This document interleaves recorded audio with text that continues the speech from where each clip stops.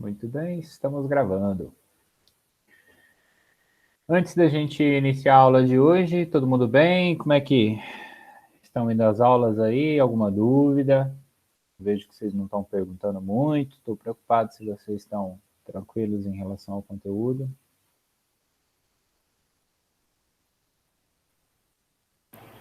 Até agora tá tudo certo. Bom saber.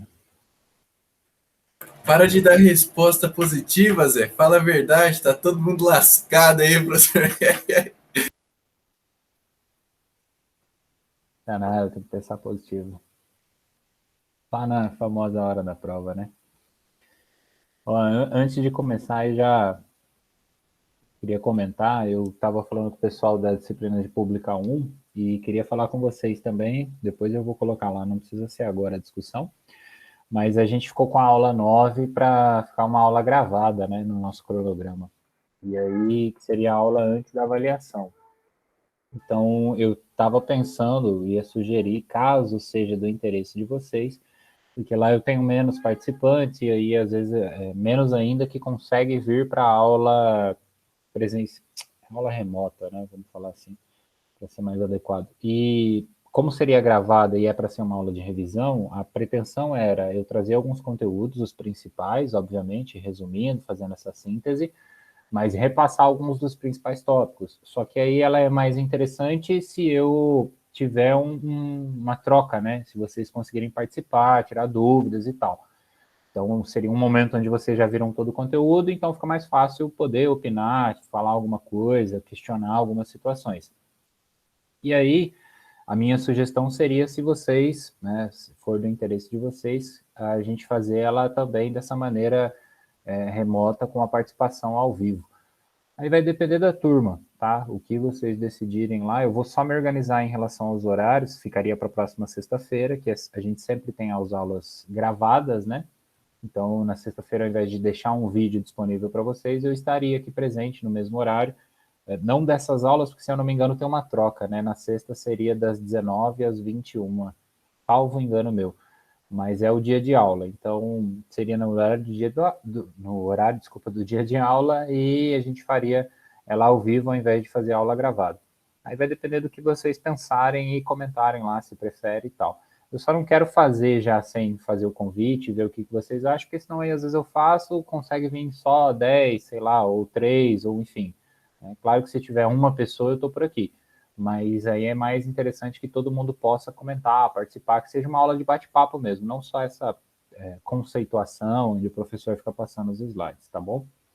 Então, já deixa aí um recado, depois eu reforço, a gente comenta lá, conversa pelo grupo, o pessoal que não está no grupo também quiser participar, qualquer dúvida, entre em contato.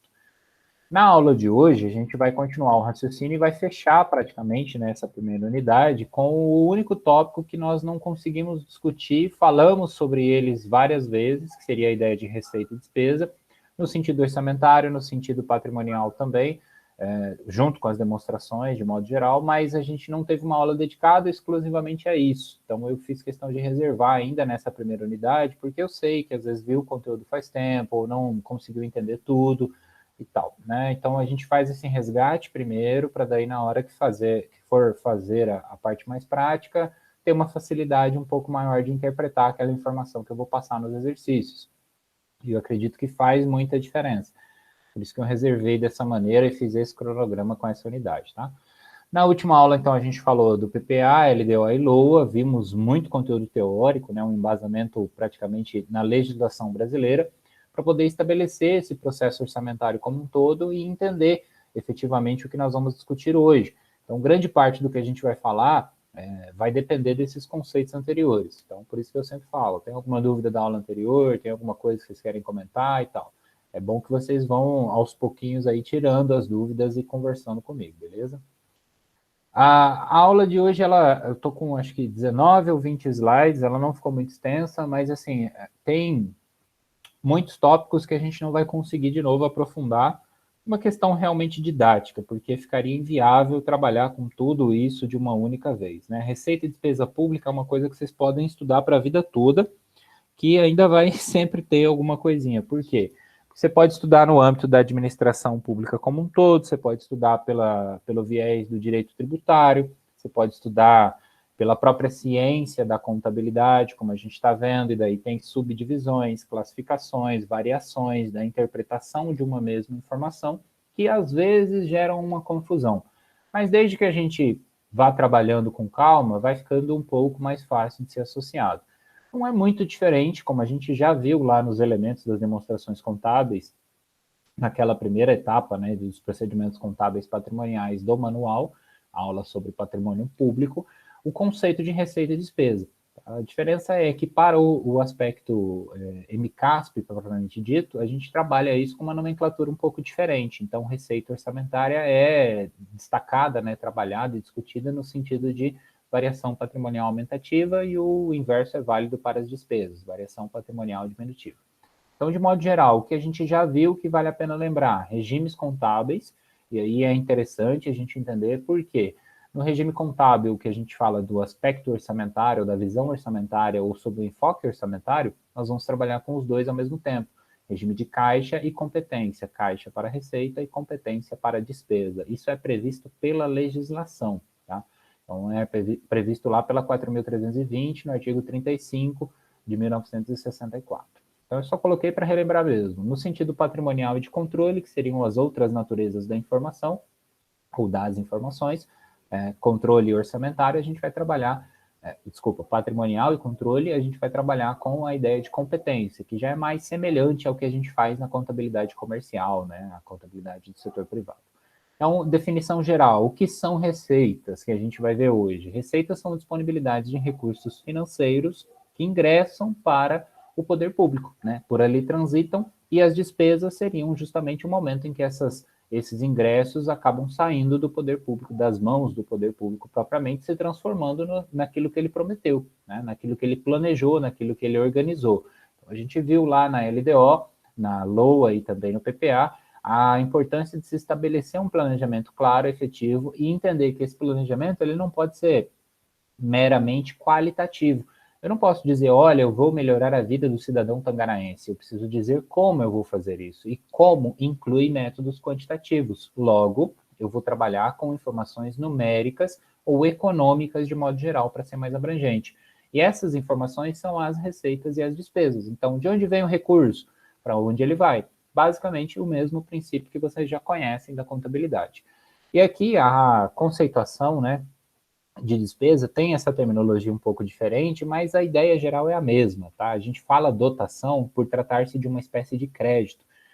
Eu gosto do professor Giovanni Pacelli, não sei se vocês já estudaram, ele trabalha numa das empresas que faz preparatório para concurso, né? Enfim, ele é um grande especialista, escreveu um livro agora, inclusive, sobre essa área, e é uma referência, na minha opinião.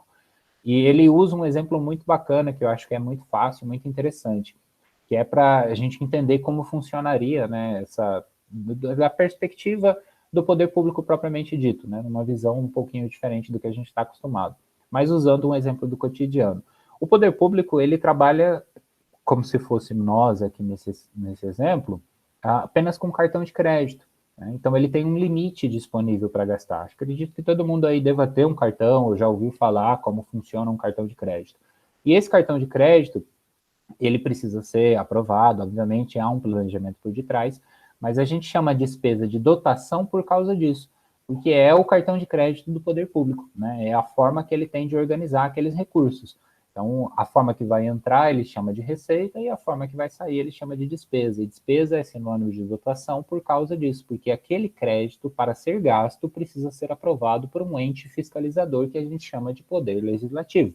Então, é assim que a máquina pública ou a administração pública funciona de um modo bem simplório.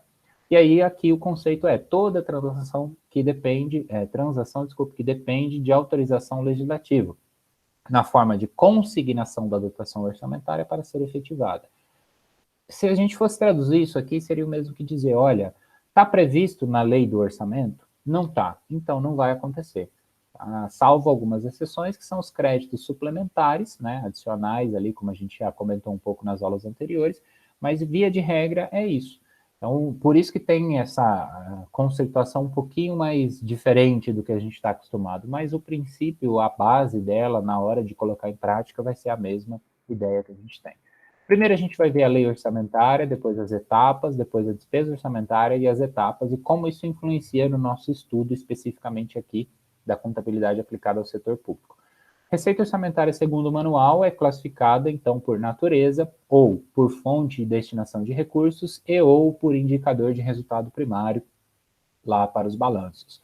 Então, assim, de modo geral, eu já citei isso para vocês, mas eu pedi que vocês, caso fossem estudar de forma complementar, dessem ênfase à natureza, né, como classificação, porque é o que a gente acaba utilizando de uma maneira mais prática. Não que os outros não sejam utilizados, mas é o que a gente precisa entender primeiro, na minha opinião. E aí, por natureza, a gente também pode utilizar a nomenclatura por categoria econômica. É que, por natureza, eu estou englobando ali categoria econômica, origem, espécie, desdobramento e tipo, né? Como subdivisões, que é o código que forma aquele plano de contas que a gente vai começar a ver. Já vimos algumas partes, mas a gente vai aprofundar, então, na segunda unidade. Tá? O plano de contas que é padronizado, que tem toda a sua estrutura delimitada para a aplicação do setor público.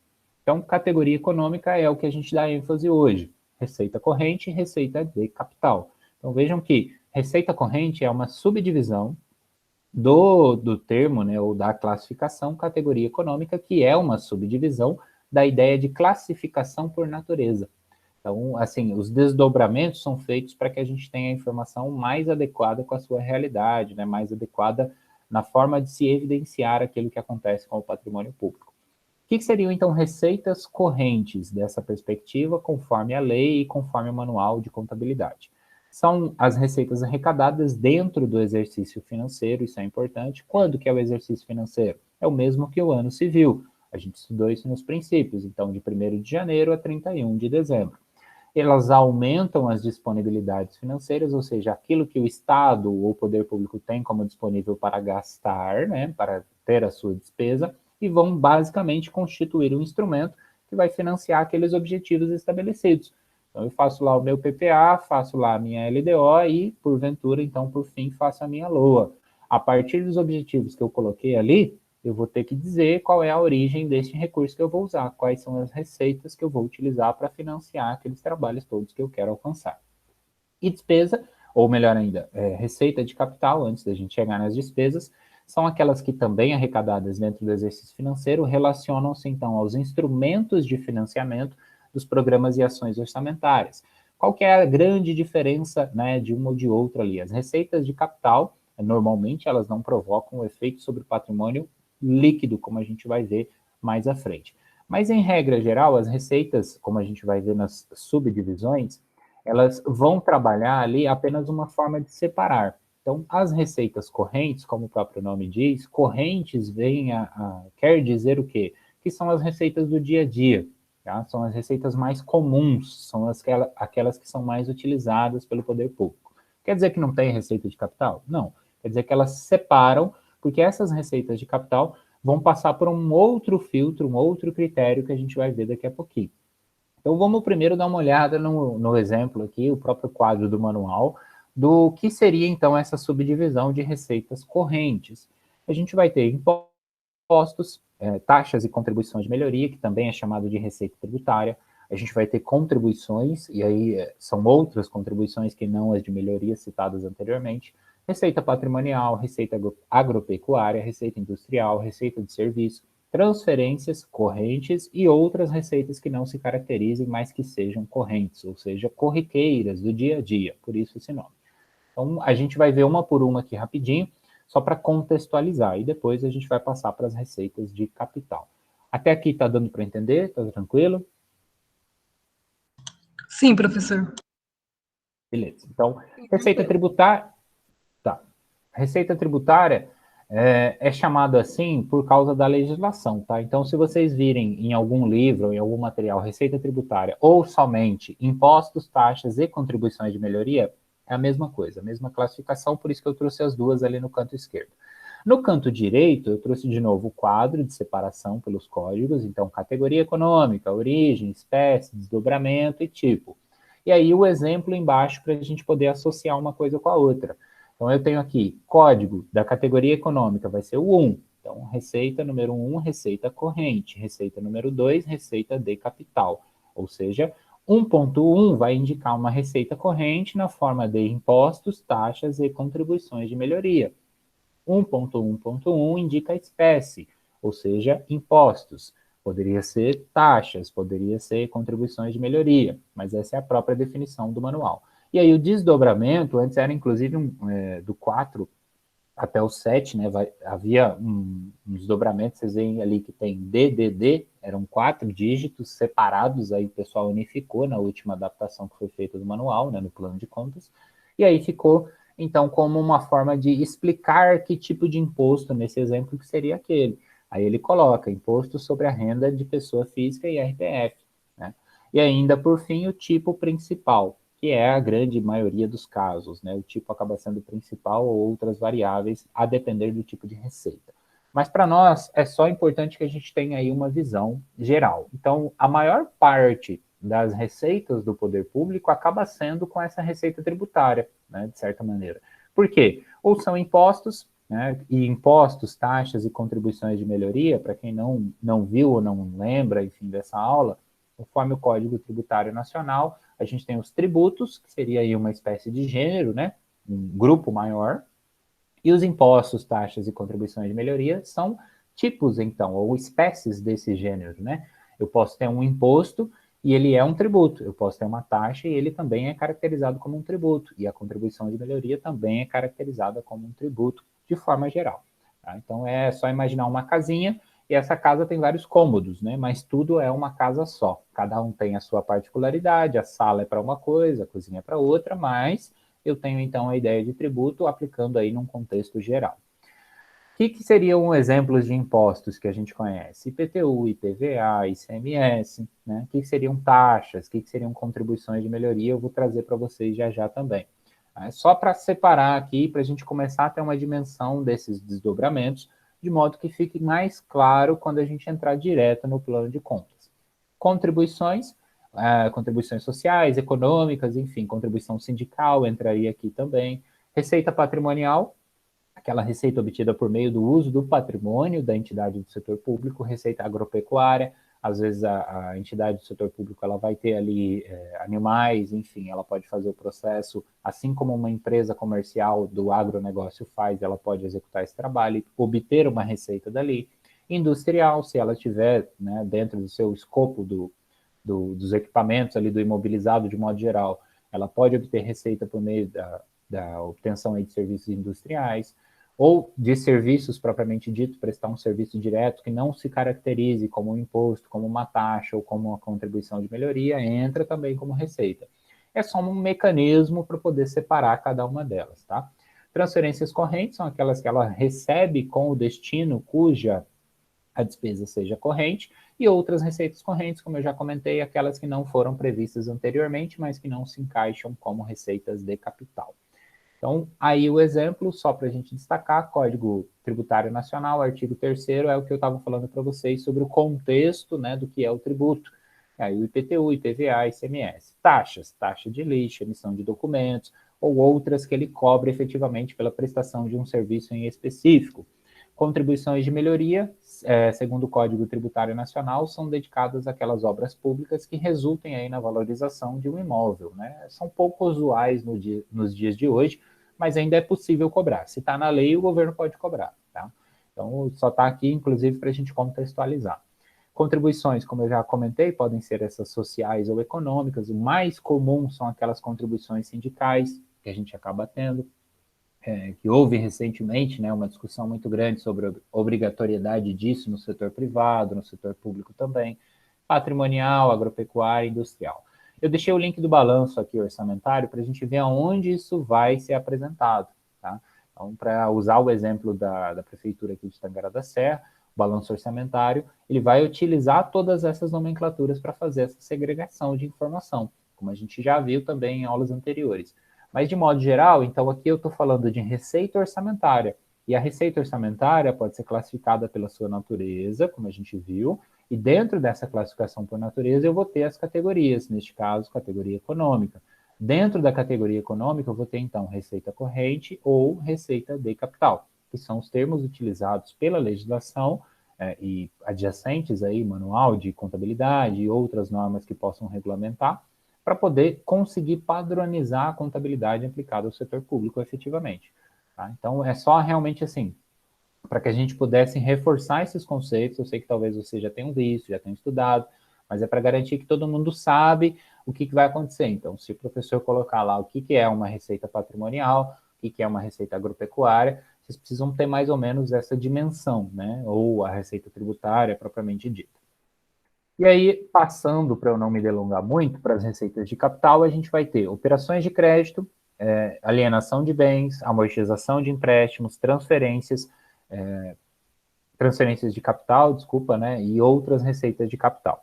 Estes códigos, eles são baseados no plano de contas, mas não é importante que vocês não confundam com as classes que a gente viu, né? Então, o 1 continua sendo ativo, o 2 continua sendo passivo, o 3, VPD, o 4, VPA, permanece. Aqui é uma subdivisão, que é aquela que vai delimitar o tipo, então, que a gente vai discutir de acordo com a ocorrência. E aí lembrem-se que o plano de contas ele engloba todas, né? Então, dentro dessas características, o que é a receita dentro da perspectiva do conceito patrimonial, digamos assim? É uma VPA. Então, lá no plano de contas, isso vai estar sendo chamado de VPA. Então, por mais que aqui apareça 2, é só para separar essa informação, tá? Então, lá eu vou ter, dentro do plano de contas, item 4, né, ou classe 4, VPA, são as variações patrimoniais aumentativas. Daí 4.1, variação patrimonial que refere-se a uma receita corrente, e assim sucessivamente, tá? Então, aqui, para exemplificar, as receitas de capital são as menos usuais, que a gente talvez não conheça com muita tranquilidade, eu trouxe a contextualização. Operações de crédito, primeiro, são aqueles recursos financeiros, né, ou seja, receitas, que vêm da colocação de títulos públicos ou até mesmo da contratação de empréstimo. E é possível que o poder público faça um empréstimo. Então, se eu vou lá no banco como pessoa, pego um empréstimo, aquilo para mim é ao mesmo tempo uma receita e futuramente uma despesa, porque eu vou devolver aquele dinheiro. Para o poder público a lógica é a mesma. Então, primeiro é tratado como uma receita e neste caso é separado por isso. Porque vejam, o tributo, ou os impostos, né, falando assim de uma maneira mais simples, a gente já viu que seguem ali as receitas correntes, a maior parte, na verdade, vão seguir o princípio da não vinculação, né? Eu não tenho um compromisso efetivo ou necessário com aquele dinheiro que entrou, eu posso escolher a melhor maneira de gastar. Então, as receitas de capital já vão seguir uma lógica um pouquinho mais específica. E, normalmente, o poder público, em regra, né, ele deveria fazer uma operação de crédito para quê? Ir lá no banco e tomar um empréstimo para quê? Para poder fazer um investimento, para poder fazer algo que construa o que a gente chama de bens de capital, né? A gente vai ver muito isso na parte das despesas. Mas os bens de capital são o quê? São aquela infraestrutura que ele vai utilizar para produzir o seu negócio, que o seu negócio é prestar serviço à sociedade. Então, assim, existem regras, existem detalhes, minúcias. Quer dizer que ele pode ir a qualquer momento lá no banco e retirar dinheiro? Não. Ele precisa separar essa informação, ele precisa justificar essa operação de crédito, ele precisa seguir uma série de detalhes respeitando o processo legislativo, inclusive. Então, é só para dizer, ele pode ir lá e obter um empréstimo, ele pode colocar título público, vocês devem ter ouvido falar já do Tesouro, né, Tesouro Nacional, Tesouro Direto, como a gente conhece, do governo federal, que oferece títulos públicos em troca de remuneração. Então, ele pega o seu dinheiro emprestado, ele está tomando o dinheiro da pessoa física, emprestado, está tomando nesse sentido, recebendo esse recurso e futuramente ele vai devolver aquilo. Então, na perspectiva do governo federal, aquilo é uma receita de capital. Ele está realizando ali uma operação de crédito, de movimentação de crédito. E crédito é o quê? É dinheiro indo e vindo, né? Ofertado para um e tirado de outro. Ainda nas receitas de capital, a gente vai ter alienação de bens. Aí eu coloquei aqui, caso, né, houvesse essa dúvida, alienação, transferência da propriedade de um bem. Aí é juridiquês, tá? Venda, como a gente fala no popular, né, é um tipo de alienação. É muito comum que a gente fale assim, separando essas duas coisas, mas a alienação é um grande grupo. Né? É um tipo de transferência, aliás, a transferência da propriedade de um bem. Então, quando a gente fala alienação de bens, é transferir a propriedade de um bem para outra pessoa. E o governo, ele pode, de certa maneira, fazer isso. Ele tem lá um prédio que ele não vai usar, que não tem utilidade, que tem lá as suas características justificáveis, mais uma vez, ele pode, por exemplo, transferir aquela propriedade para outra pessoa, né, e fazer o que a gente chamaria no popular de uma venda. Né? Vender aquele prédio, alugá-lo seria outra coisa, mas vendê-lo propriamente dito. Então, aí, nesse exemplo, eu teria uma receita de capital. Vendi o prédio porque a gente não vai usar mais, construiu sede própria, vai transferir tudo para um lugar só, enfim, cada situação é uma. Mas aí, neste exemplo, mais uma vez, ele pode obter uma receita, um dinheiro, a partir desse tipo de operação. O destaque que se dá aqui é uma vedação, né, que a Lei de Responsabilidade Fiscal trouxe para dizer o seguinte, ó, aplicação da receita de capital decorrente da alienação de bens não pode ser para financiar despesas correntes. Vamos traduzir isso aí. O que seria uma despesa corrente, antecipando? Eu vou ter lá, por exemplo, folha de pagamento da prefeitura. E aí eu estou no vermelho, não tem dinheiro para pagar a folha. Vou lá, eu, prefeito, né, aqui gestor da máquina pública, vendo um prédio da prefeitura para juntar dinheiro rápido para poder pagar o salário do pessoal. Isto é especificamente vedado pela Lei de Responsabilidade Fiscal. E aí a gente pode assumir ou presumir algumas coisas na nossa leviana inocência, né? Provavelmente isso já aconteceu, ou vinha acontecendo com uma certa frequência, foi diagnosticado e a Lei de Responsabilidade Fiscal veio justamente para falar, ó, a partir de agora, não mais. Chega de ficar vendendo a coisa pública, né, vendendo o almoço para pagar a janta, porque isso é insustentável, e aí ao invés de melhorar o patrimônio público, você está criando justamente uma situação oposta.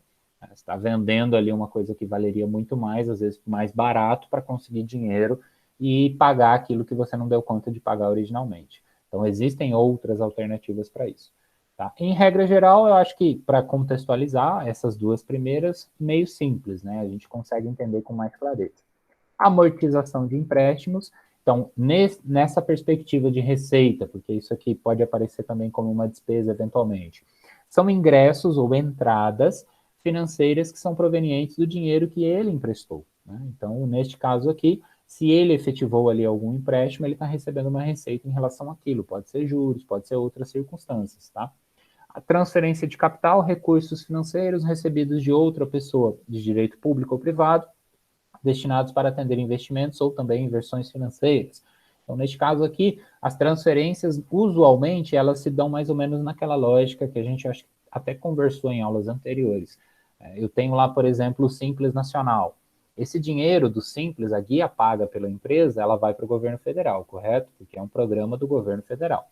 Então, a partir daquele recolhimento, o governo federal ou o Tesouro vai fazer o quê? Vai falar assim, olha, o ICMS é do Estado, então vou transferir para o Estado.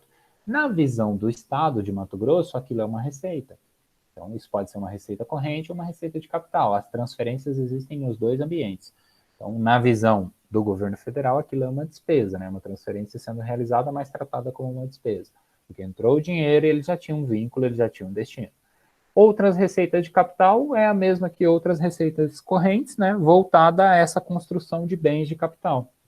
Então, assim, de uma maneira mais simplória, não atende às especificações anteriores, mas também não é receita corrente.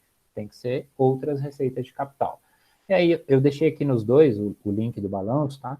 É só para a gente poder olhar, acessar e verificar lá depois as informações. Então, no fechamento da aula, eu vou mostrar o balanço para a gente poder ir olhando tópico por tópico. Tem aqui alguma dúvida sobre correntes, sobre receita de capital? Eu não falei das intra, né? Talvez. Não, tá tranquilo agora. Vou avançando aqui. Dentro das receitas orçamentárias, a gente já viu um pouco das etapas, né? Previsão, lançamento, arrecadação e recolhimento. São as grandes etapas, digamos assim. Aqui a arrecadação ela tem uma subdivisão, que seria a ideia de caixas ou banco, né? Que normalmente são os agentes intermediários desse processo, ou até mesmo a ideia de unidade de caixa. Por quê? Porque existe um princípio que vai associar, né? Dizer que o cofre público, como a gente chama, tem que ser um só. É o chamado princípio da unidade de caixa. Tá? Isso é útil, mas é interessante que a gente reveja isso lá na frente também. Porque por mais que ele transite por várias partes, ele precisa terminar em um ponto específico, que é isso que a gente chama unidade de caixa. E, em outras palavras, é daí que a gente tira aquela ideia do famoso caixa 2. Né? Porque se o caixa tem que ser um só, eu não posso ter dinheiro entrando em outro lugar que não aquele. Né? Então, eu não posso. Se o dinheiro está entrando em outro lugar, eu estou fazendo um caixa 2. Significa que eu estou escondendo informações. Mas é basicamente desse princípio da administração pública que a gente tira isso. E tudo isso culmina ou fecha na classificação por natureza da receita. E é o que a gente está utilizando aqui hoje como exemplo.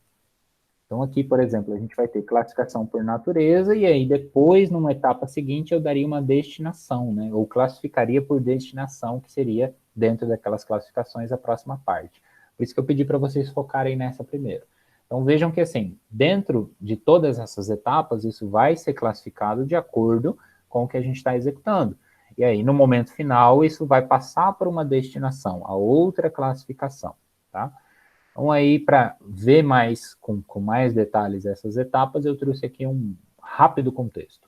Previsão, ou a parte inicial, né, a ideia de prever receitas e fixar despesas, é orçamento. Então, a gente ainda está naquela etapa prévia à execução do orçamento, é aquele momento de organizar PPA, LDO e LOA, principalmente. Então, aqui, a metodologia, né, usualmente adotada, que eu cito para vocês, é porque ela é normalmente a mesma. Então, dependendo da prefeitura, pode variar um pouquinho, do estado, pode variar um pouquinho das suas particularidades, né?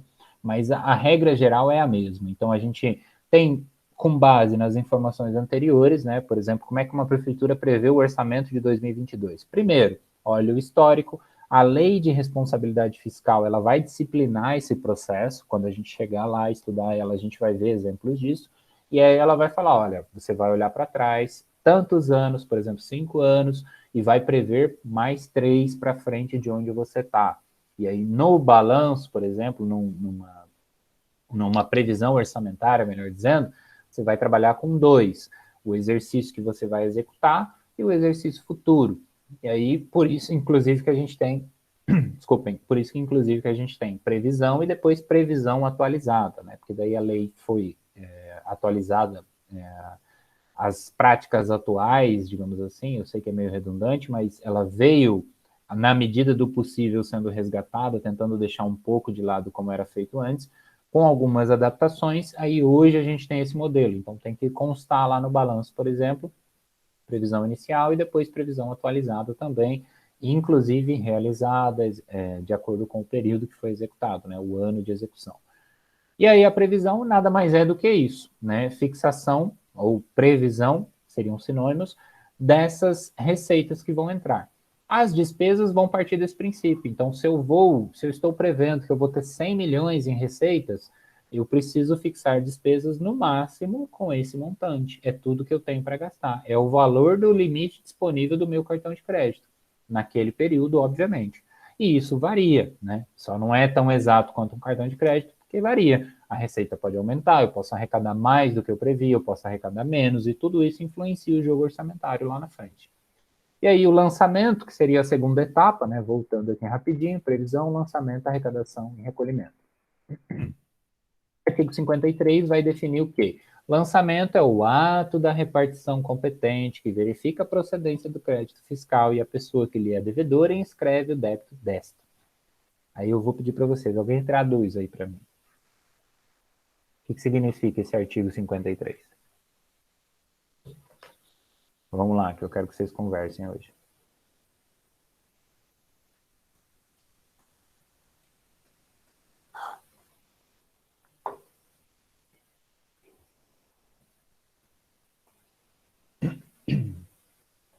Desculpem a voz, é que ela vai e volta, eu falo muito. Vamos lá, professor, vamos lá.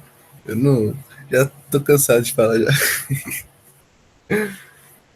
O lançamento do artigo 53, né? Define o lançamento com um ato de repartição competente que verifica a procedência do crédito fiscal e a pessoa que lhe é devedora inscreve o débito. Então, aqui vai fazer a análise para ver se a pessoa tem procedência para oferecer aquele crédito para a prefeitura ou para algum órgão algum órgão público, Para mim, tipo isso, é a verificação do histórico daquela pessoa para me fornecer o crédito e ela que vai fazer a inscrição desse débito. Algo do tipo? Mais ou menos, é o famoso sim, mas não, né? Alguém mais? Eu sei que é confuso, a ideia é essa mesmo. Eu trouxe aqui o artigo justamente para vocês verem que é um negócio que parece muito estranho, não faz sentido. Então, primeiro ela tem que olhar o histórico, o que ela tem que fazer. Mas o Luan eu já conheço das conversas, eu quero ouvir outro aí, para ver se o pessoal realmente está prestando atenção. Mais alguém, por favor, tentem. Vou começar a chamar pelo nome. Vai sortear, professor, igual não fazia na sala? Eu acho que é referente a uma compra. Eles vão verificar se é mesmo. Por exemplo, eu vou fazer uma compra de uma determinada empresa, aí eu vou verificar a procedência. Estou supondo, tá? Se foi o material, se realmente é devido. Eu entendi que, tipo, é dessa forma. Isso se parece muito com a ideia de liquidação. Aí já é uma etapa da despesa. Mas fez sentido o que você falou. Assim como o que o Luan falou também, mesma coisa. Faz sentido, mas não é. Ok. Tá, ó. Define o lançamento como o ato da repartição competente. Então, primeiro, o que é repartição competente? Quem que vai ser a repartição competente para executar ali aquele lançamento?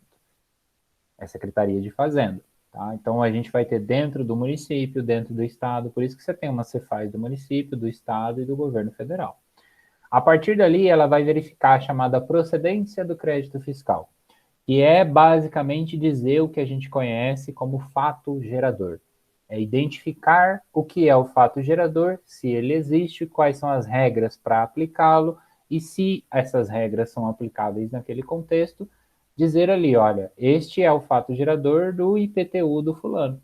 Então, vamos utilizar o exemplo do IPTU rapidinho que a gente viu lá nos lançamentos dentro da aula de procedimentos orçamentários.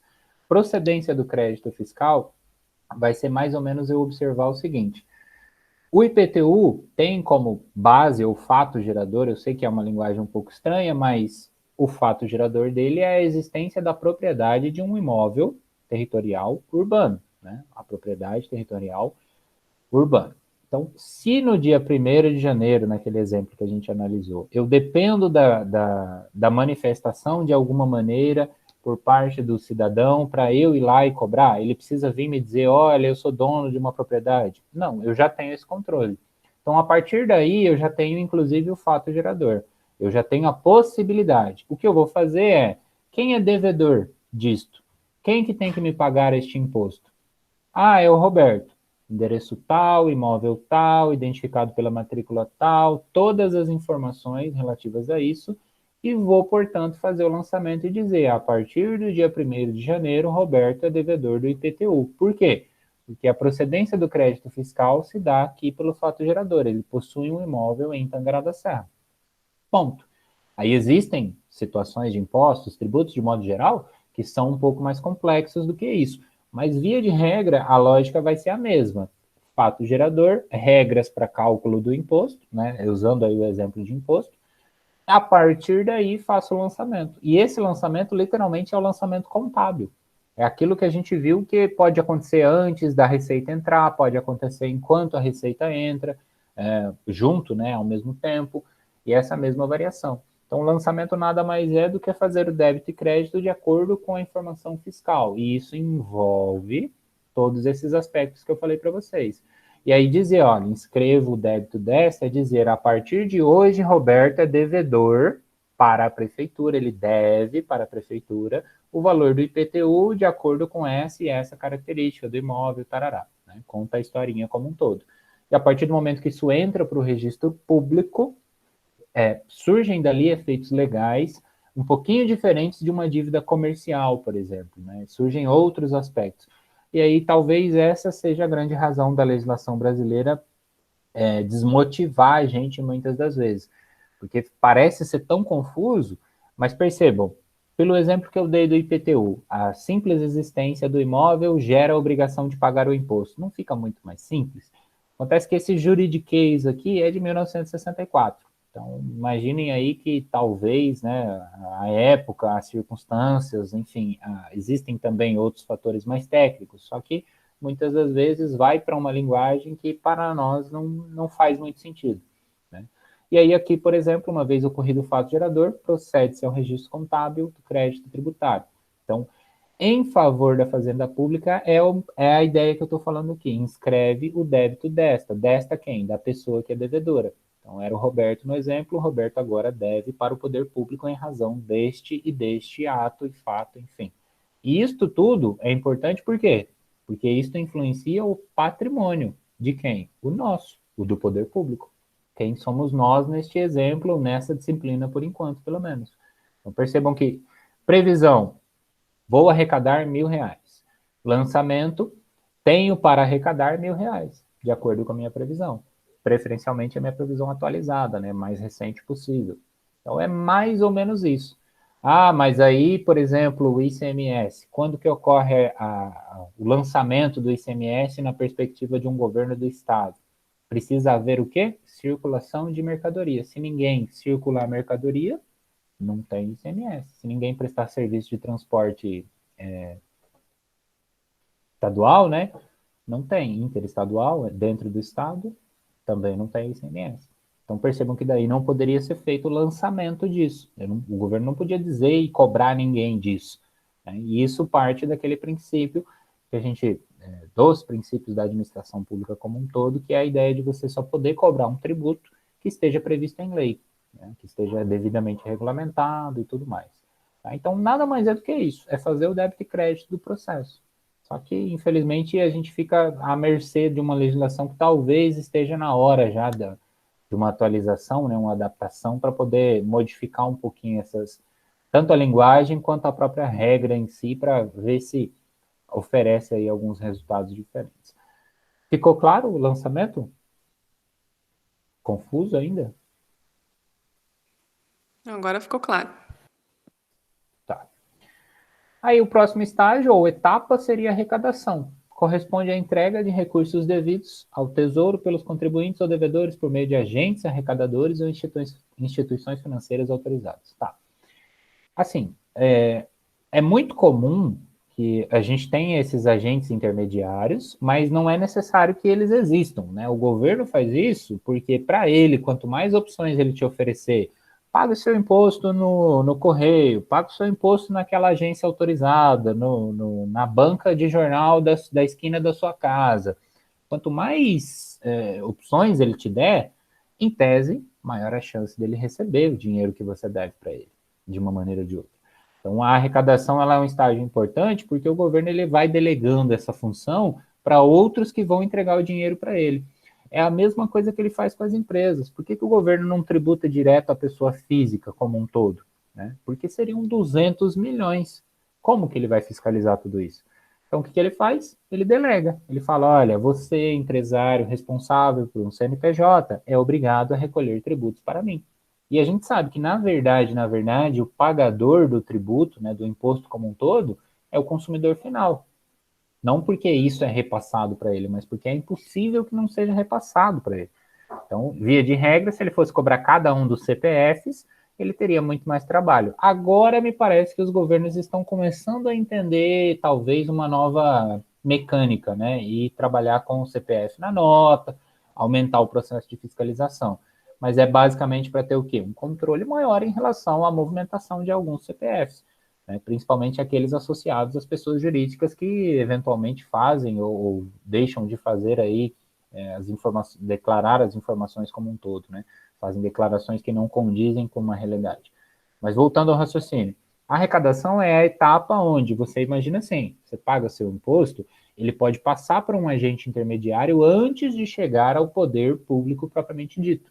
E aí o exemplo mais comum é você poder pagar um imposto qualquer a partir, por exemplo, do aplicativo do seu banco, né? Então você pega lá uma guia, paga ele pelo aplicativo. Quem que vai receber o dinheiro? Primeiro, o banco. É uma instituição financeira autorizada. E o banco vai falar assim, opa, esse dinheiro não é meu. O Roberto está pagando esse esse imposto aqui, então eu tenho que repassar ele para o governo federal, governo estadual, municipal, qualquer que seja. Ele é um agente arrecadador. Então, esta etapa, ela precisa ser registrada contabilmente também, por quê? Porque senão não há controle, né? Senão eu não tenho como saber efetivamente quanto já foi arrecadado. E aí há um controle constante desse processo, para saber em qual das etapas a minha receita está. Porque percebam, até esse momento, eu, poder público, ainda não recebi o dinheiro. Não posso ir lá e pagar o pintor que vai reformar, o pessoal que vai reformar a escola que eu estou trabalhando lá, né? Eu não posso ir lá e desembolsar dinheiro para eles, porque eu ainda não tive uma receita propriamente dita. Ela está acontecendo com esse princípio que a gente conhece de competência, efetivamente até agora. Eu tenho essa previsão, mas ela ainda não entrou no caixa. Beleza? E aí, aqui, ele fala assim, ó, a adoção de regime de caixa para o ingresso das receitas públicas se relaciona nesse sentido, por quê? Porque para a visão do poder público, o momento de recolhimento, efetivamente, é esse de agora em diante. E é o último momento onde quem recebeu o dinheiro por mim, se não foi diretamente, é onde eu vou registrar efetivamente isso como caixa. Até então, a gente passa por diversas contas lá do plano de contas, vai fazendo aquela segregação, separação e transferência de saldos, até que chegue efetivamente no que a gente chama de caixa. Se vocês assistirem de novo agora aquela aula sobre procedimentos patrimoniais, orçamentários, principalmente patrimonial, vocês vão ver que primeiro vai passar lá por algumas etapas, para daí efetivamente terminar no caixa com a classificação de financeiro, né, que é a terminologia de independência de autorização legislativa. Mas assim, sem fugir do assunto, é caixa por quê? Porque o artigo 35 vai falar, ó, as receitas nele arrecadadas. Então, é usual que vá essa informação para o balanço apenas naquilo que a gente vai chamar de receita realizada dentro do balanço orçamentário e também, efetivamente, no aspecto patrimonial, VPAs, variações patrimoniais aumentativas. Então, isso tudo vai fazer diferença lá na frente, a hora que a gente executar o balanço propriamente dito, tá bom? Então, lembrem-se disso. A receita, ela é tratada pelo princípio, ou regime, como a gente chama de caixa. Então, ela só chega efetivamente a ser registrada como receita e variação patrimonial aumentativa no momento, efetivamente, ali da entrada, né? E o recolhimento é o último estágio que eu estou comentando para vocês, então, só para finalizar, é o momento onde chega para o chamado princípio da unidade da tesouraria ou de caixa que eu já comentei. E tudo isso está demonstrado dentro desse quadrinho aqui, né? Passa pela unidade de caixa, então, efetivamente, aconteceu um recolhimento. Não há mais o que se discutir, mas pagou, a guia estava de R$100 lá do imposto, eu paguei 99. Aí é um outro processo diferente disso que a gente está discutindo. Tá? Então, nesse momento, entende-se que aquilo que foi combinado foi pago, está recebido, agora eu posso fazer o que eu quiser com esse recurso de acordo com o meu orçamento previsto originalmente. Sobre as etapas da receita, alguma dúvida?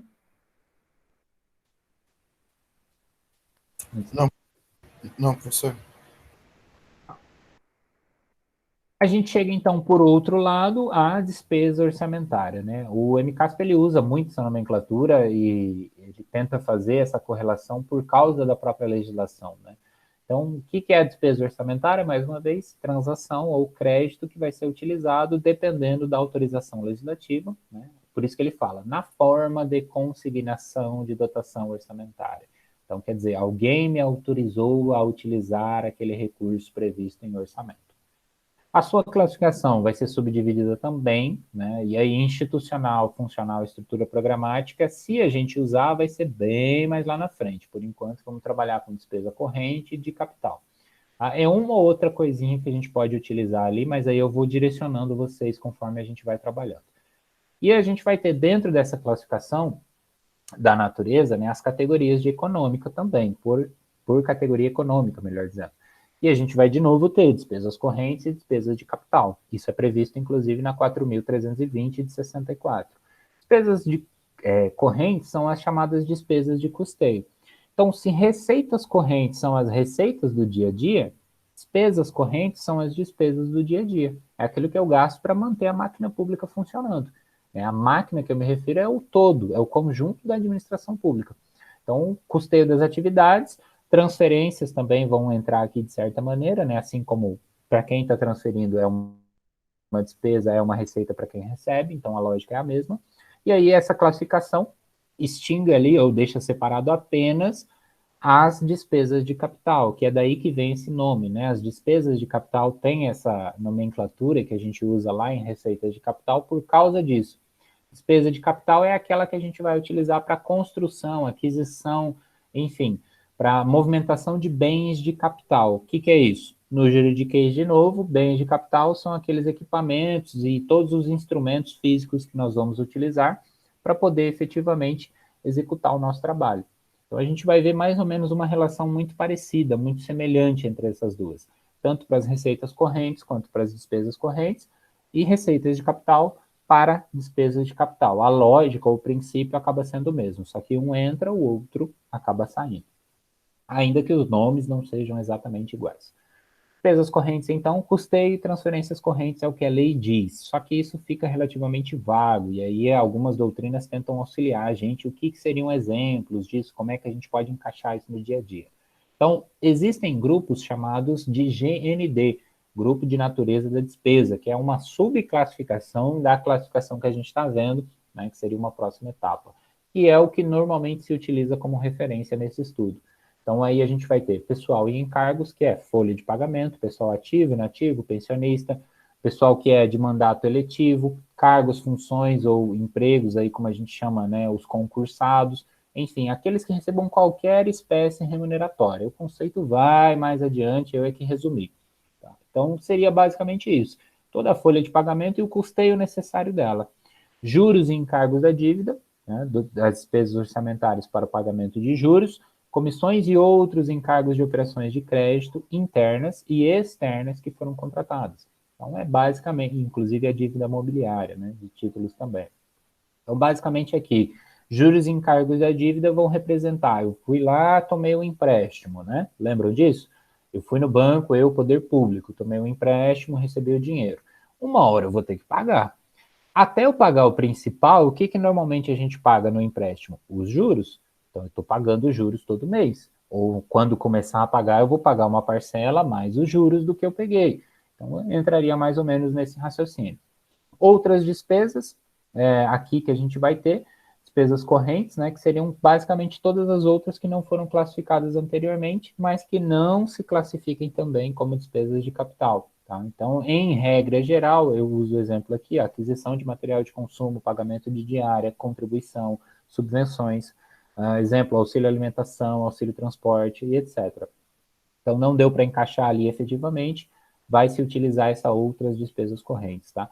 Algumas dessas nomenclaturas são discutidas, são avaliadas, enfim, o pessoal prefere uma ou outra e tal. Eu só quero que vocês tenham uma ideia, porque essa é a estrutura mínima que a gente tem que ter para quando for discutir o balanço orçamentário, para quando for fazer o débito e crédito e saber qual é o nome do plano de contas que a gente vai utilizar, tá? Então, é realmente assim, para a gente poder direcionar o nosso estudo. E aí as despesas de capital são 6, a gente, né, eu coloquei 3 aqui, né, mas tem algumas subdivisões também. Seriam investimentos, inversões financeiras e amortização da dívida, tá? Primeiro, investimentos, basicamente a parte de software, planejamento, execução de obras e etc. Seriam todos aqueles materiais considerados aí, dentro do grupo de despesas, né, para construção de bens. Então, por exemplo, eu vou lá, eu estou utilizando um novo sistema de saúde, né? Eu estou utilizando ali um trabalho, um sistema específico para administrar e gerenciar melhor a saúde do município, né? Ou ainda para gestão de obras, ou algo nesse sentido que ele usa aqui como exemplo. A partir dali, eu vou ter um investimento que está sendo executado. Eu posso estar criando um software, eu posso estar pagando um que já existe, tá? A ideia aí é para que isso se concretize, né, com a aquisição de instalações, de equipamentos ou de material que seja permanente, duradouro neste caso, né? E aí a gente precisa só entender esse conceito. Então, toda vez que o órgão público despende ali, gasta recurso para algo nesse sentido, que caracterize como investimento, isso precisa resultar em aquisição de algo. Tá? Ele não pode simplesmente gastar esse dinheiro, como, por exemplo, pagar uma taxa fixa mensal recorrente e não ser dono no final das contas daquilo. Ah, não, eu fui lá, eu fiz uma aquisição desse material, eu fiz uma aquisição desse software. Estou pagando ele parcelado, mas quando terminar ele vai pertencer à prefeitura. Não, ele não vai pertencer à prefeitura, então é despesa corrente. Então eu vou fazendo mais ou menos essa separação, tá? Basicamente, se vocês associarem capital com a ideia de permanente, fica, acredito eu, mais fácil. Inversões financeiras, despesas orçamentárias com aquisição de imóveis ou bens de capital já em utilização. É também possível executar esse tipo de operação por meio da aquisição de títulos representativos do capital de empresas. É quando a gente faz uma troca, né? Uma coisa pela outra. Então, eu já tinha ali, mas eu vou, por exemplo, aqui do bem de capital ou um imóvel que eu já tenho. Eu vou utilizar um recurso a mais para poder efetivamente melhorar a infraestrutura dele. Né? Imagina lá, eu tenho um prédio que é a sede própria da prefeitura e eu vou fazer um trabalho de reforma, um trabalho, mas não simples, né? Algo um pouco mais complexo. Pensem aí numa reforma estrutural completa que vai dobrar o valor de mercado dele. Então, inicialmente, eu estou gastando dinheiro, mas eu estou gastando dinheiro com algo permanente que vai me dar um retorno muito maior, que vai valorizar muito mais a perspectiva do patrimônio. Em resumo, ou ainda, o poder público vai e compra a sociedade no capital de empresas. Ele vai fazer isso com uma intenção de quê?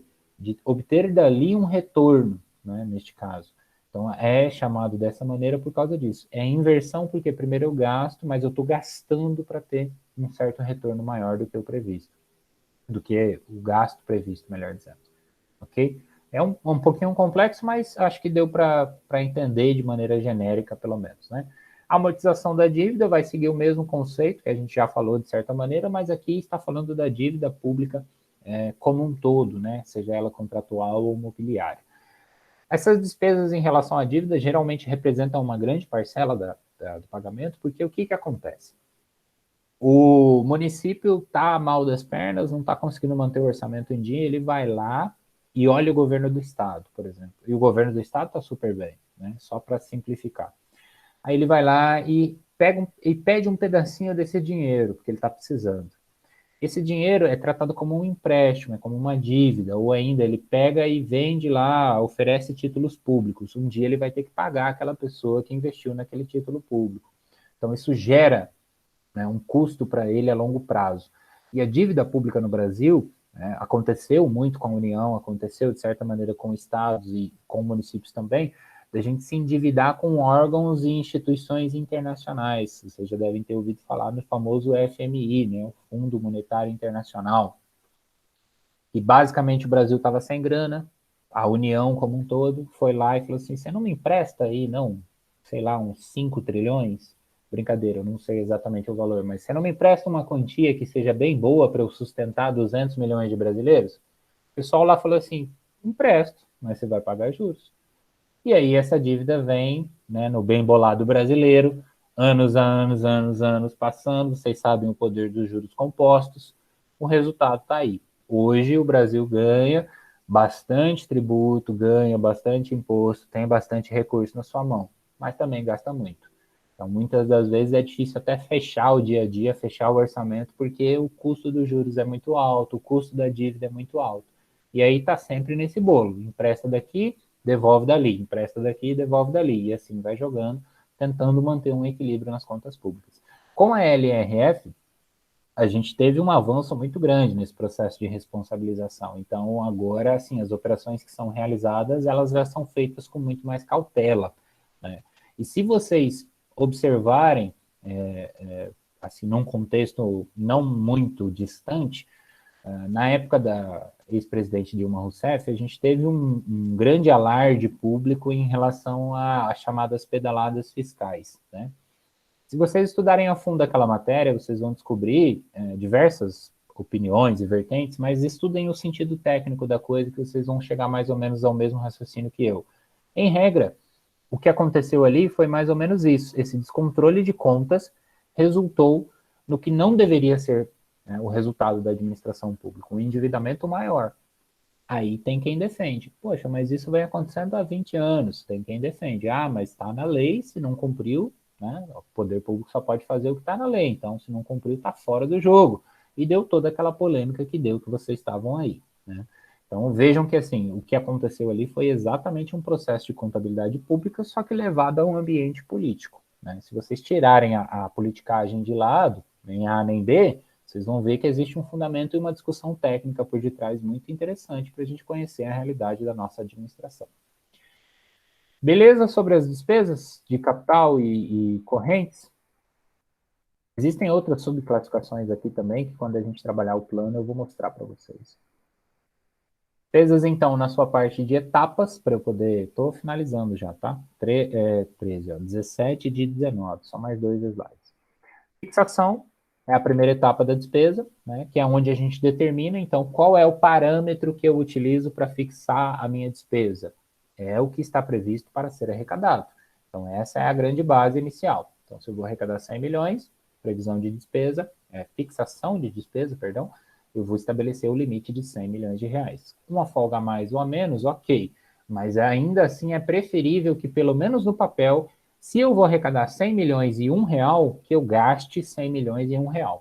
É claro que na execução isso é muito difícil de acontecer, mas na parte teórica da coisa, esse é o modelo ideal, porque tudo que se arrecada precisa ser devolvido de alguma maneira. Né? Precisa ser utilizado para custear, precisa ser utilizado como investimento a longo prazo, algo nesse sentido. E a segunda etapa, já na execução do orçamento, a gente chama de empenho, né? Artigo 58, que é basicamente o quê? Olha, vou reservar, lembra lá do cartão de crédito? É aqui que começa essa historinha. Então, no cartão de crédito, quando você faz a sua primeira compra, você vai lá e diminui o limite dele. Então, é isso que o poder público está fazendo. Então, por isso que fala-se assim, é reserva de dotação orçamentária para um fim específico. Eu estou dizendo, olha, isso aqui eu já não posso mais gastar porque já está comprometido. Se vai pagar, se vai dar certo, é outra conversa lá na frente. Mas, por enquanto, eu já desconsidero isso da minha lista de recursos disponível. E o empenho, pela lei, ele tem classificações. De uma maneira bem resumida e rápida, ordinário, estimativo e global. Ordinário é o tipo de empenho utilizado para as despesas de valor fixo, previamente determinadas, cujo pagamento deve ocorrer de uma só vez. Então, comprei 50 computadores, não vou parcelar, chegou os 50 computadores, paga, pronto. Né? Tá tudo ok? Paga, é só isso. Empenho estimativo é quando a gente vai fazer, então, um montante ali que ainda não é possível ser determinado naquele momento, mas precisa, de certa maneira, ter o recurso reservado, para não dar confusão depois. Então, ainda que eu não saiba o valor exato daquele específico, né? O exemplo que o MCASP dá e que a gente mais vê é água e energia elétrica. Eu tenho uma base, eu consigo olhar para trás e falar assim, poxa, minha casa gasta R$100 de energia todo mês.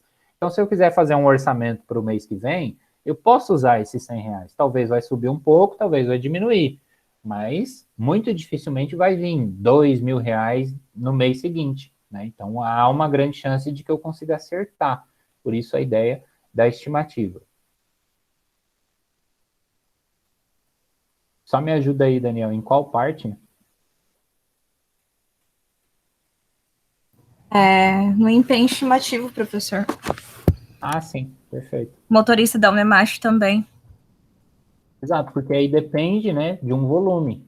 Então, por mais que haja, que eu consiga ter uma previsão, de certa maneira, ela não vai ser 100% acurada, mas eu consigo ter, então não posso fugir dessa regra. E aí, assim, na verdade, as classificações desses empenhos, elas são muito cobradas num sentido teórico, mas na prática, a gente já tem, de certa maneira, até o próprio tipo de despesa nos ajuda a entender qual usar, né? Então, eles seguem regras específicas e tal, só que a gente também não vai precisar ir tão a fundo assim. E o global para todas as despesas contratuais ou o famoso parcelado, né? Quando eu preciso, então, dividir ou diluir aquele valor de acordo com o que foi estabelecido em algum contrato, por exemplo, ou o valor que já foi pré-determinado. Tá? Então, basicamente, são os 3 grandes grupos, e é importante, talvez, eu deixei pequenininho, mas não posso deixar de falar, artigo 60, da própria 3.420, que vai falar, olha, 4.320, desculpa, veda, então, a realização de despesas sem empenho. Isso quer dizer o que na prática? Ninguém pode ser pago, né? A despesa não pode se concretizar com o pagamento sem que tenha havido uma nota de empenho, sem que ele tenha passado por este processo de empenho, a sua maneira, seja ordinária, estimativa e global. E se foi empenhado, ele vai ou não ser liquidado, que é o processo de verificação. Então, por exemplo, o motorista, como é que ele vai receber? Ele vai comprovar a sua movimentação. Aí, como especificamente, cada órgão, cada setor, cada departamento verifica e organiza a sua maneira E o departamento de contabilidade faz o controle desse processo. Então, mais uma vez, faltou energia na prefeitura, né, o mês inteiro. Vou pagar a conta de energia? Ela vem lá com o mesmo valor de sempre. Não, no mínimo ela tem que vir com um valor reduzido, senão alguma coisa está errada. Ou ainda numa situação, fiz a compra, mas veio, não está de acordo. Então, se não passasse por esse processo de empenho, que é literalmente destacar esse crédito e falar assim, olha, está reservado, e aí no final tudo vai estar reservado, cada um na sua ordem de pagamento.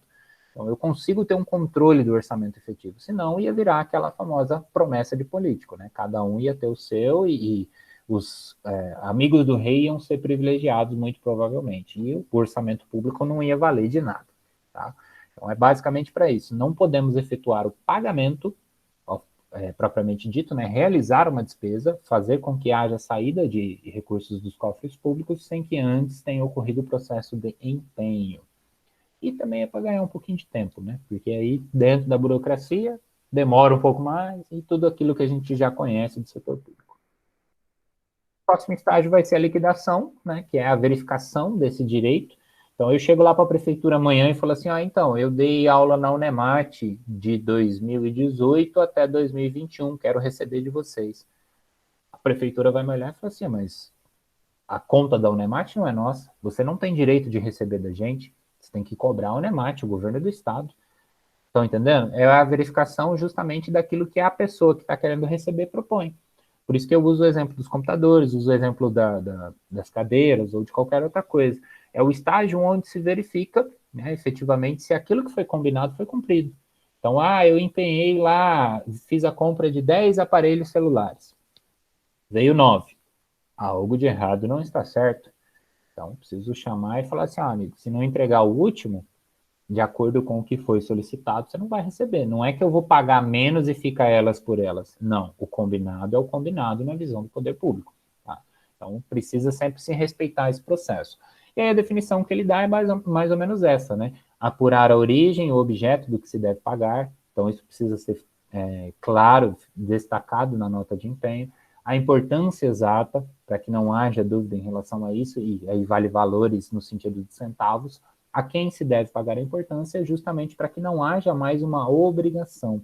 E aí vejam, obrigação na perspectiva patrimonial, a gente está falando de um passivo, não é mesmo? Então o MCASP ele ainda divide, né, quando fala do plano de contas, ele fala assim, olha, você tem os a liquidar, que não passaram por esse processo de verificação, e o em liquidação, que está passando por esse processo de verificação. Uma vez que passou pela liquidação, está tudo ok, vamos a uma nova etapa chamada de pagamento.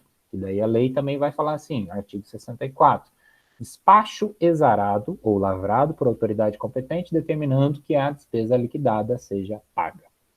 E aí, assim, eu quando estava preparando a aula, eu lembrei, né, e estava vendo aqui, aí eu li o exarado e fiquei pensando, foi despacho, acho que até a gente conseguiria associar, né, mas o que é exarado? E fui tentando resgatar, tentando contextualizar e fui para o dicionário. Aí vi lá, lavrado. Falei, tudo bem, lavrado faz mais sentido, registrado em cartório ou por autoridade competente, é mais associável.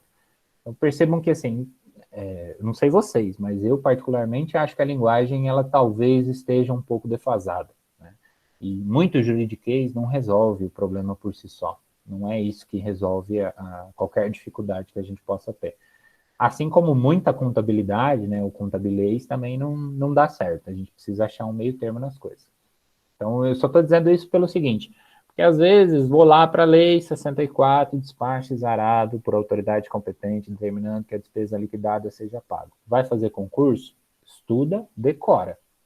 Tá? Aí não tem dúvida. Aí tem que ter na ponta da língua mesmo. Empenho, todos os tipos, definição e etc. Beleza.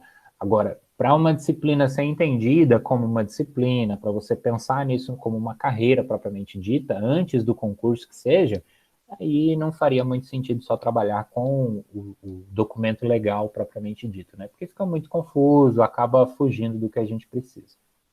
Beleza? Então, assim, as etapas, acho que não precisa explicar muito do pagamento, né? Liquidou, quer dizer, verificou, tá tudo certo. Tá, dá para pagar? Dá. Tem dinheiro? Tem. Então paga, pronto.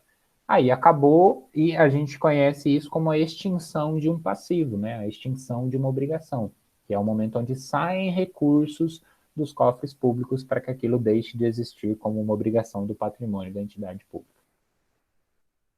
Dúvidas? Vocês vão falar assim, mas era só isso, professor? Era só isso, professor? Nada, nenhuma pergunta, comentário? O exemplo do motorista aí foi bom, viu? Obrigado. Vou molhar minha garganta aqui.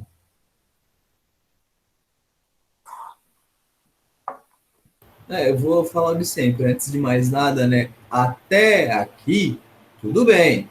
Vamos ver lá na prova se eu ainda vou ter a mesma memória, a mesma ligação de pensamentos do autor, né? Tá certo.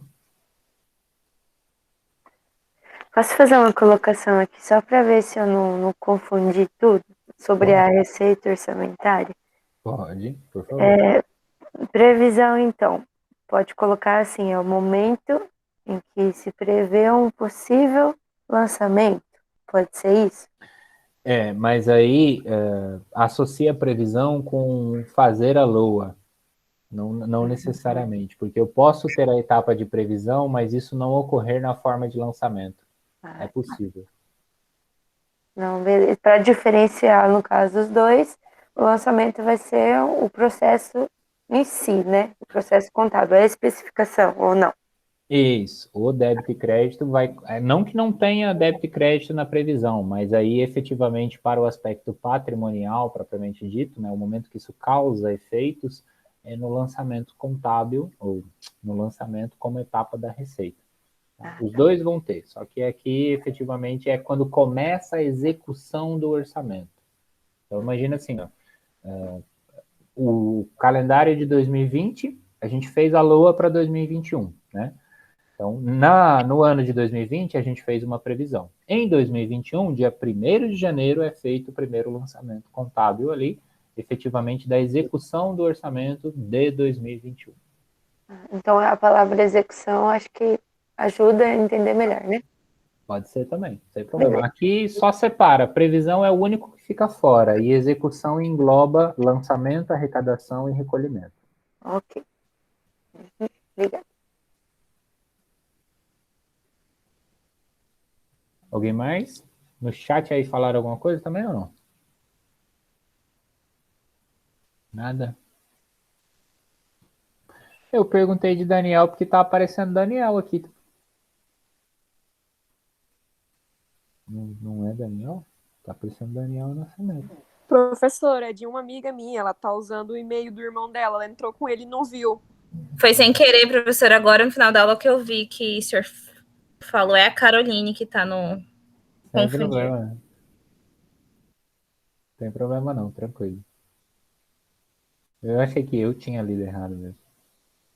Tá, então assim, ó, só para eu fechar o raciocínio, o que talvez, que eu vejo que passa pela disciplina de Pública 1 e carrega isso e fica confuso depois. Que a gente tem 3 enfoques: orçamentário, patrimonial e de controle. E aí, quando a gente fala sobre receita e despesa pública, a gente precisa dar esses 3 enfoques. Então, se eu for para a receita orçamentária, eu posso trabalhar ela sob 2 conceitos principais: conceito propriamente dito orçamentário e conceito patrimonial, ou seja, como aquilo afeta o patrimônio. Então, conceito para orçamento é uma coisa, conceito para patrimônio é outra. E aí, dentro dessas subclassificações da orçamentária, a gente vai ter, por exemplo, ali a natureza, né? Então, dentro da natureza, eu vou ter uma receita corrente. Dentro da receita corrente, eu vou ter os impostos. Beleza. O imposto nada mais é do que a variação patrimonial aumentativa. Aí, às vezes, isso fica confuso. Por quê? Por que eu estou falando tudo isso? E vamos lá. Ó. Eu não lembro se eu... Acho que eu não coloquei aqui, mas vocês se lembram daquele slide com as classificações do plano de contas, né? Estou aqui no plano de contas, deixa eu voltar aqui rapidinho. Vou dar um zoom aqui já, tá? Vocês estão vendo a minha tela aí, né? Sim. Tá. Sim, Tá dando para enxergar? Tá dando para ver aqui, mais ou menos? sim, tá dando. Tá. Então, eu tenho aqui, por exemplo, ó, conta 1.0 ativo, ou seja, 1 ativo. 2 vai ser o meu passivo e assim sucessivamente. O 3 e o 4 vão ser quem? Vão ser VPD e VPA. Então, vamos baixar lá rapidinho para o número 3. Lembrando que patrimônio líquido é dentro do passivo, tá? Então, vai ser 2.3. Mas deixa eu passar aqui, direto para o 3. Vamos pensar aí no conceito de despesa primeiro, depois a gente vai para a receita. Então, beleza, ó. Eu tenho aqui 3.1, né? Pensando assim, como é que eu vou jogar essa ideia de receita corrente para débito e crédito?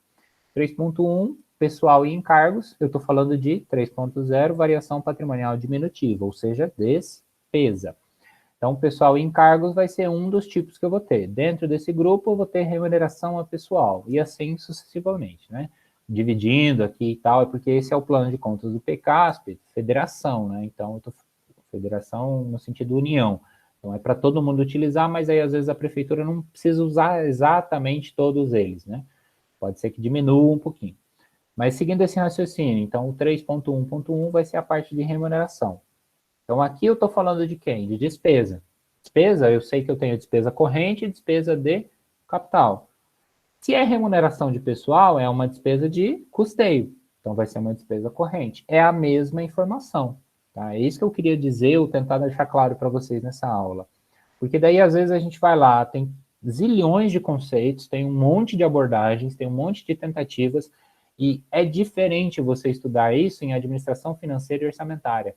Aí o foco é outro, aí a ênfase é outra, é orçamentária única e exclusivamente. Agora, estudar receita e despesa pública sobre a perspectiva da CASP é outra coisa. Então, aí, para a CASP, eu preciso utilizar o PCASP, que é o plano de contas, e fazer essa associação. Né? Eu preciso justamente usar uma coisa junto com a outra. Outro exemplo, só para fechar um raciocínio, aí eu já libero vocês, tá? Vou passar lá para o 4.0, que são as variações patrimoniais aumentativas. Mesmo plano de contas que a gente viu lá, né? 1, 2, 3 e 4, tudo patrimonial. Vamos lá. Peguei aqui, beleza. Tá dando para ver aí, né? Aqui embaixo, deixa eu só zerar aqui para ficar aqui. Então aqui, ó, 4, dentro da informação patrimonial, variação patrimonial aumentativa. 4.1, impostos, taxas e contribuições de melhoria. 4.1.1, impostos. 4.1.2 vai ser, aí tem os tipos de impostos, né? Cadê? Taxas, e assim sucessivamente. Mas a definição ou a lógica, o que é o imposto no que a gente acabou de estudar? Ele é uma variação patrimonial aumentativa, ele faz parte, então, das nossas receitas, e as receitas incluem as receitas correntes e as receitas de capital. Então, o imposto, ele está onde? Ele é uma receita corrente. Na ótica patrimonial, ele vai ser chamado de variação patrimonial aumentativa. Mas, via de regra, como a gente está vendo, é a mesma coisa. A informação ela é uma só, que a gente desdobra, chama diferente, inclusive, para ter um resultado diferente de acordo com a informação que a gente quer extrair, né, nesse raciocínio. Então, se é um enfoque, um aspecto orçamentário, é uma coisa. Se é um enfoque um pouco mais patrimonial, é outra coisa. Se é controle, compensação, custos, é outra perspectiva daí. Beleza? Eu não sei se assim ajuda, piora, né? Mas para mim, pelo menos, fica mais fácil entender quando eu vejo que é uma coisa só.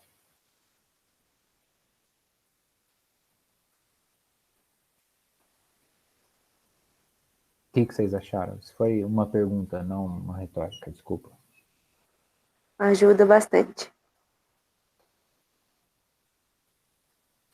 Então, assim, olhar o plano de contas, utilizar ele ao máximo possível, né? Fazer o orçamento pessoal, financeiro da família de vocês com base no plano de contas, brincadeira. Realmente, vamos dedicar um pouquinho. Eu esqueci eu vou ter que chamar de Daniel de novo, me ajuda? Como que é o nome da colega? Eu já volto lá. A Caroline, professor. Caroline, obrigado. Vamos voltar lá. É do empenho global. Vou voltar aqui rapidinho. Eu vou deixar, os slides estão disponíveis, tá? Mas aqui é a definição regra geral. Vamos imaginar o seguinte, deixando os outros dois de lado. Eu vou lá e faço um contrato, eu, poder público, faço um contrato com uma empresa. E aí esse trabalho que ela vai prestar para mim, eu vou pagar, né? Ela vai me dar uma assessoria, uma consultoria. E aí eu vou pagar ao longo de 12 meses. Esse combinado, ou sei lá, 12 mil reais, né? Esses 12 mil serão parcelados em 12 vezes de R$ 1.000 cada uma. Então, o que a gente faz é separar. Ele é chamado dessa maneira porque ele vai englobar todo o contrato. Mas o pagamento, efetivamente, ele vai ser separado. Então, aí isso ajuda na hora que a gente faz a execução orçamentária. Quando eu separo lá por tipos de empenho, eu consigo ter um controle do que é que eu estou pagando. É a mesma ideia do cartão de crédito. Se você tirar lá um extrato do seu cartão de crédito, você vai ver o quê? Ó, parcela da, sei lá, onde vocês compram, casas, não sei da onde, né?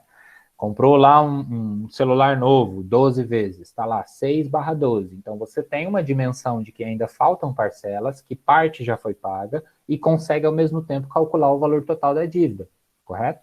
Então, a ideia do empenho global é mais ou menos isso, é para situações onde eu vou parcelar e que eu tenha especificamente o valor fechado, tá? O valor claro, total. Então, a partir desse princípio, eu vou parcelar, mas eu não tenho ali exatamente o valor, eu vou utilizar o estimativo, em regra geral, né? Então, é para quando eu realmente não sei. Tem o valor? Tem. Parcelei? Parcelei. Então, aqui ele fala assim, ó, como, por exemplo, os compromissos decorrentes de aluguéis. Então, eu sei que todo mês o prédio que eu estou usando ali para manter a prefeitura funcionando custa R$ 1.000. Eu já tenho esse valor fixo, mas ele é decorrente de uma obrigação contratual. Eu tenho um contrato que estipula que eu só posso ficar no imóvel até final do ano. Tá entendendo? Eu comecei ano passado, mas esse ano, 2 anos, foi o prazo feito do contrato. Então, eu uso o empenho global para esse tipo de situação. Ou contratos que eu venho firmar depois. Ficou claro? Sim, professor. Beleza. Algo mais? Alguém? Vocês estão em 13 hoje, né? Pelas minhas contas aqui. Professor, sobre a possível aula de sexta ou sobre a prova, eu entrei meio atrasada, eu acho, na live, eu não consegui pegar bem. Uhum. Eu falei que, na verdade, eu ia jogar essa discussão para o grupo lá.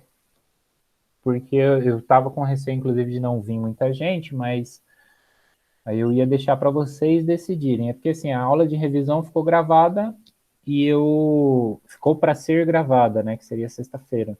Então, eu pensei melhor e aí eu fiquei na dúvida se vocês iam achar isso ruim. E por ser uma aula de revisão, é onde vocês poderiam tirar todas as dúvidas, né? Então, eu fiquei com medo de vocês não gostarem muito dessa parte. Aí eu estava me colocando à disposição para vocês poderem tirar a dúvida, conversar e tal.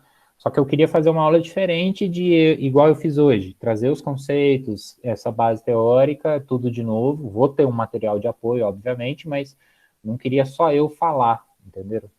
Porque daí não precisa ser uma aula roteirizada igual eu fiz aqui, olha, receita, etapas da receita, despesa, etapas da despesa. A gente pode ir mudando de assunto sem problema nenhum. Mas aí depende da participação, né? Depende de Ah, sim, vocês então ok. quererem. Na sexta, para mim seria mais viável se fosse 7h30. Mas tudo bem se for 7, porque vai ficar gravada também, depois eu consigo pegar ali o começo, tranquilo.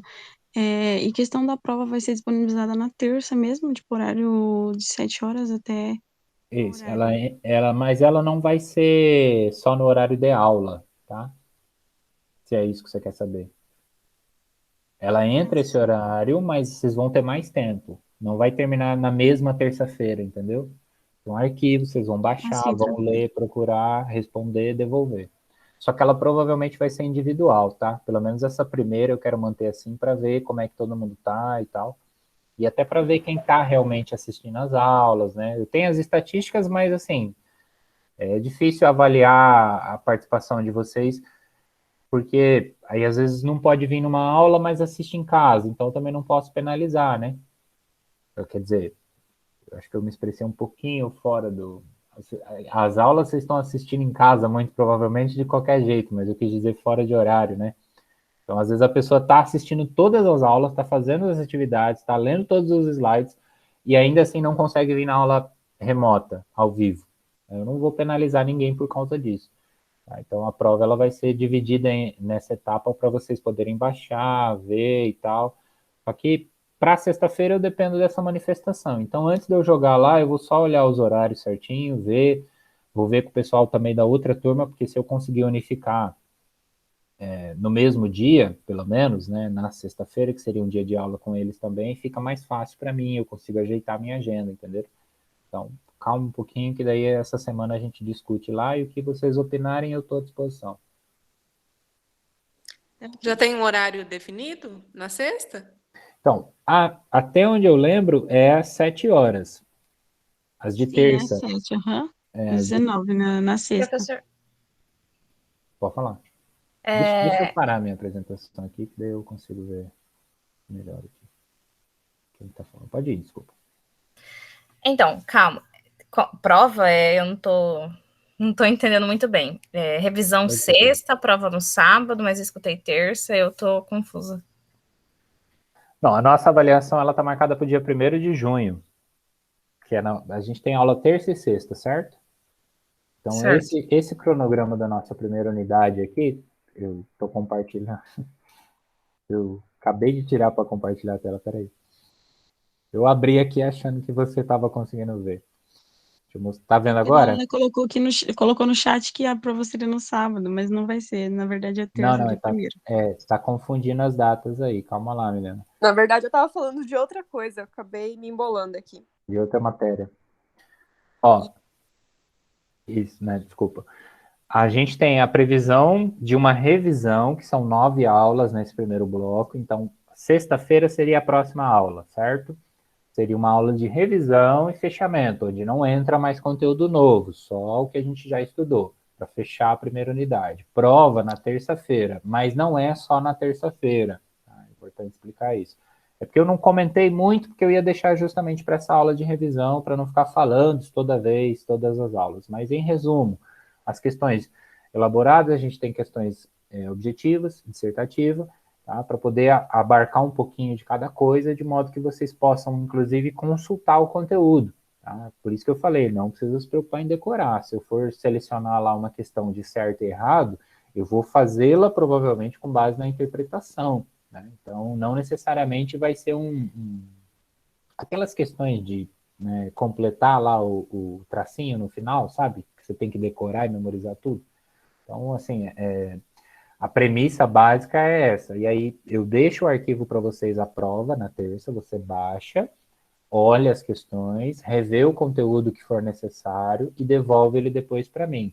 Aí só o prazo específico que eu ainda não defini ele exatamente, mas ele vai ser basicamente assim, uns 2 dias, se a gente for contar, de 2 até 3 dias no máximo. Né? Também não posso deixar uma semana inteira, mas é muito provável que a gente fique a semana que vem fazendo esta prova, né? Até sexta-feira da outra semana ter a nova aula. Entenderam?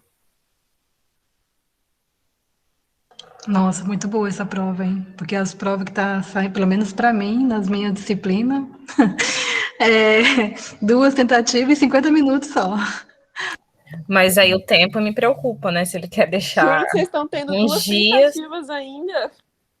Sim, eu tenho uma que é 2 tentativas, só que é 50 minutos, né? Daí, Mas não vão vocês achando que isso aí, é porque o professor é bonzinho, não, viu? É porque eu sei que essa disciplina... e daí lá na frente ele... Por ele isso que dá eu falei uma que me preocupa. Se deixa um tempo assim, quer dizer que a prova vai estar... Não vou dizer que é fácil, porque seria o mesmo que falar assim, não estuda. Mas eu também não acho que a prova vai definir o conhecimento de vocês, não. Então, eu gosto de pensar que, assim, às vezes um comentário que você faz na aula seria o suficiente para eu saber se você está acompanhando o raciocínio. Né? Só que como vocês insistem em não conversar, tem aquela timidez e tal, eu me obrigo. E é claro, né, metodologia, a gente precisa ter uma técnica que valha para todo mundo. Então, mas eu vou manter ela assim num nível do que a gente discutiu. Se em algum momento eu falei, entenda aí o conceito geral de receita corrente. Eu posso te perguntar quais são e eu posso te perguntar também uma definição geral, por exemplo. Então, receita corrente para uma manutenção ali, ou para manutenção, recebimento corrente do dia a dia, corriqueiro. Por exemplo, receita patrimonial, receita tributária. Aí você vai olhar e falar, poxa, isso aqui eu vi, eu sei, eu entendi, beleza, certo, errado, verdadeiro, falso, letra A, B, C, D, E, enfim, o que ficar definido no modelo. Tá? Eu ainda não fiz a prova, inclusive, só para deixar claro para vocês. Eu queria ver se a gente ia conseguir avançar tudo isso aqui. Entendi, professor. A questão de timidez é um pouco complicado para a gente que é de fora, né, que está aqui na Luciana, a gente fica um pouco com vergonha, né, porque não é a nossa turma de costume, então, conforme passa as aulas, o senhor pode percebendo que eu vou interagindo, uma outra pessoa vai interagindo, que não abriu o áudio, agora abre. Com calma a gente vai seguindo. Tá bom, sem problema. Mas eu o vou professor contar como uma promessa. deixou eu menos nervosa a prova. Bom, menos mal. Não, fiquem tranquilos, tá? Vai ficar tudo certo. Deixa eu só interromper a gravação aqui, porque senão fica muito longo depois lá e vocês não assistem os vídeos na hora de revisar, né?